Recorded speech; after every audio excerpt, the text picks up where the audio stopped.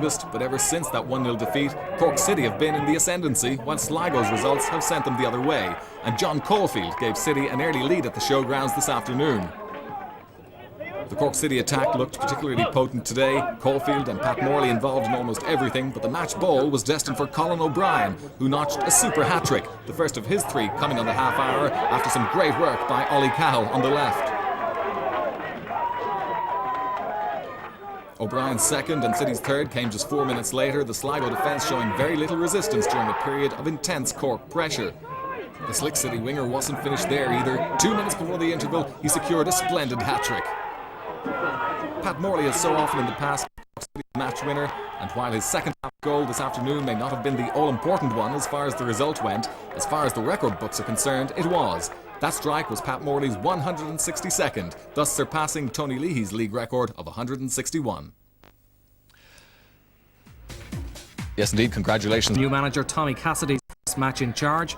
After 21 minutes, Mark Burns' cross causing confusion between Paul Bonner and keeper Nicky Brujos. Fergal Coleman claimed it. On closer inspection, perhaps an OG.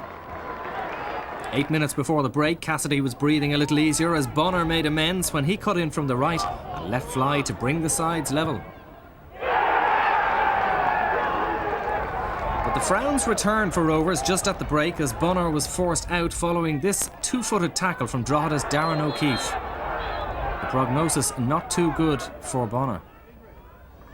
In the second half, Rovers had to withstand sustained Drogheda pressure, Brujos saving them on several occasions. Helped out by his defence.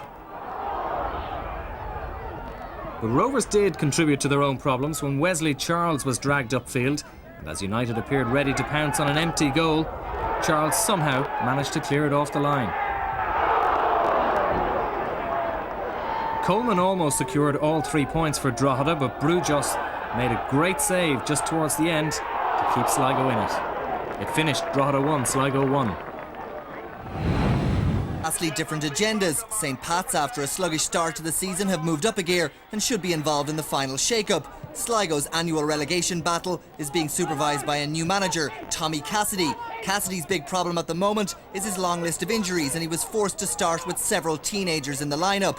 But they did well, and Padraig Moran's cross set up Sean Flannery to score an excellent opening goal. St Pat's thought they'd equalised when Colin Hawkins knocked Martin Russell's free kick past Nicky Brujos, but the goal was disallowed for offside. With Conor O'Grady orchestrating at midfield, the Northwesterners were unlucky not to increase their tally. Flannery's cross, O'Grady's header, inches wide. St Pat's were level after 40 minutes. Trevor Malloy's corner, Stephen McGuinness's header, parity restored. Further disaster for the visitors just before the break. Wesley Charles appeared to have matters under control, but with Malloy around, defenders can never be certain. A harsh decision maybe, but watch the left leg of Charles. Malloy decided to take the penalty himself and sent Brujos the wrong way. St Pat's led 2-1 at half-time. In the second half, the champions did gain a greater measure of control and appeared to put the game out of reach. Packy Lynch's free kick met on the volley by Trevor Crawley.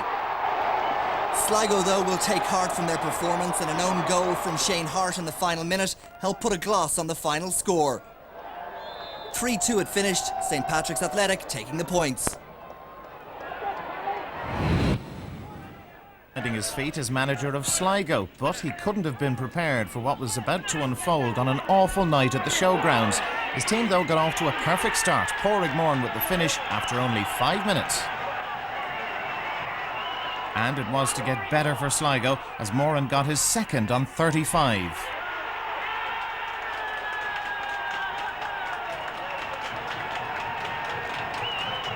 That stunned Shams into life, with Jason Caldwell finally scrambling the ball home 3 minutes later.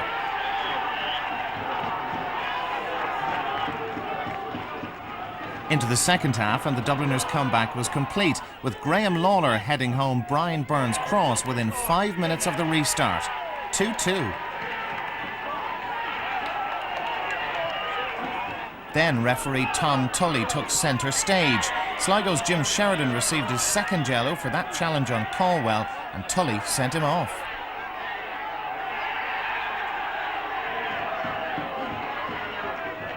Then the game swung back Sligo's way, with Moran completing his hat-trick on the hour. Surely now the home team were on their way to full points.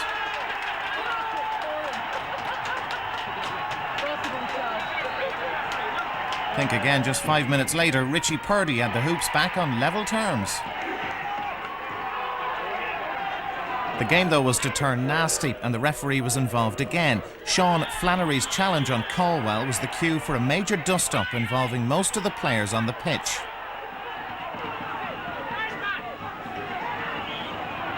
Not the sort of scenes you want to see, but somehow the referee managed to single out Flannery and Mark Kenny of Shamrock Rovers, and he sent both men off.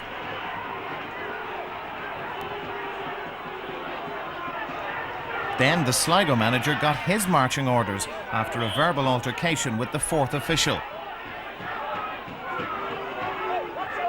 Not the way Tommy Cassidy wanted his home debut to end.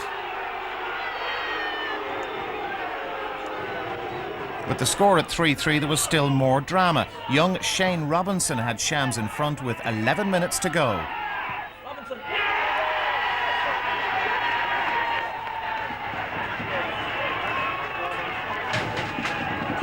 And their amazing comeback was complete on 83, with Sean Francis making it 5-3 to Shamrock Rovers. A remarkable result and a remarkable game. Sligo Rovers 3, Shamrock Rovers 5. Park